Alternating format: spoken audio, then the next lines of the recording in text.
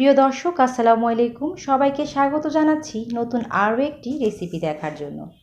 আজকে তৈরি করে দেখাবো খুবই সিম্পল একটি রেসিপি, কিন্তু খেতে খুবই মজার। তবে এটা বাচ্চাদেরও অনেক পছন্দের। আর এটা যদি আপনি বাচ্চাদের একবার বানিয়ে দেন তাহলে তারা বারবার বায়না করবে। আজকে যে রেসিপিটি তৈরি করব সেটা হচ্ছে বাবল পটেটো চিপস। রেসিপিটি তৈরি করতে আমাদের এখানে লাগবে আলু।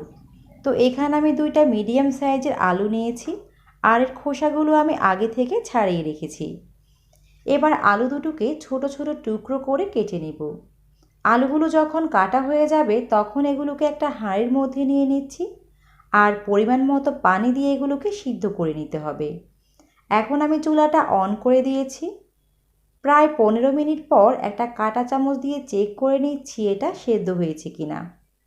আলুটা যখন সেদ্ধ হয়ে যাবে তখন একটা স্ট্রেনার দিয়ে ছেঁকে এটাকে উঠিয়ে নেব, যাতে পানিটা ঝরে যায়। এবার পানিটা ঝরিয়ে নেওয়ার পর গরম থাকা অবস্থায় একটা চালের মধ্যে আলুটাকে নিয়ে নিচ্ছি। এখন একটা চামচ দিয়ে আলুটাকে নরম করে নেব, অর্থাৎ এটাকে ম্যাশ করে নিতে হবে। আর এটাকে চেলে নিব যাতে আলুর মধ্যে কোনো দানা ভাব না থাকে। খুবই মসৃণভাবে আলুটাকে চেলে নেওয়ার পর এবার এর সাথে আমি কিছু উপকরণ মিশিয়ে নেব।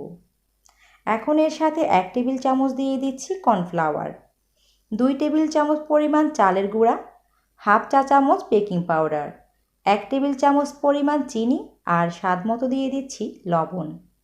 এবার সব কিছু একসাথে খুব ভালোভাবে মিশিয়ে নেব। এটা মিশিয়ে নেওয়াতে সফট একটা ডো তৈরি হয়ে যাবে। এবার ডোটাকে 2টি ভাগে ভাগ করে নিয়ে একটা ভাগ নিয়ে হাত দিয়ে এভাবে লম্বা করে নিব। এখন এটাকে ছোট ছোট করে ভাগ করে নিচ্ছি। প্রায় আধা ইঞ্চি করে এগুলোকে কেটে নেব। আপনাদের পছন্দ মতো যে কোনো সাইজের এটাকে কেটে নিতে পারেন। এবার সুন্দর একটা ডিজাইনের জন্য একটা কাঁটা চামচ দিয়ে হালকা চাপ দিয়ে নিচ্ছি। এভাবে করে আমি সবগুলো চিপস বানিয়ে নেওয়ার পরে এবার একটা একটা করে তেলের মধ্যে দিয়ে ভেজে নিব। তেলে দেওয়ার পর সাথে সাথেই নেড়ে দেওয়ার দরকার নেই, আর এগুলো আপনা আপনি তেলের উপরে ভেসে উঠবে। এ সময় চুলার আঁচ লো মিডিয়ামের মাঝামাঝিতে রাখতে হবে। খুব সুন্দর একটা হালকা বাদামি রং যখন ধারণ করবে তখনই এটাকে স্ট্রেনার দিয়ে তেল ঝরিয়ে একটা প্লেটে তুলে নিব। খুব সহজে ও ঝামেলা ছাড়াই এই চিপসটি তৈরি করা যায়। দোকানে চিপস কিনে খাওয়ার চেয়ে স্বাস্থ্যসম্মত উপায়ে ঘরে এভাবে বাচ্চাদের আপনি চিপস তৈরি করে দিতে পারেন। আশা করছি আজকের এই রেসিপিটি আপনাদের কাছে খুবই ভালো লেগেছে। ভালো লেগে থাকলে এরকম আরও সহজ ও মজার রেসিপি দেখতে চ্যানেলটিকে সাবস্ক্রাইব করতে একদমই ভুলবেন না।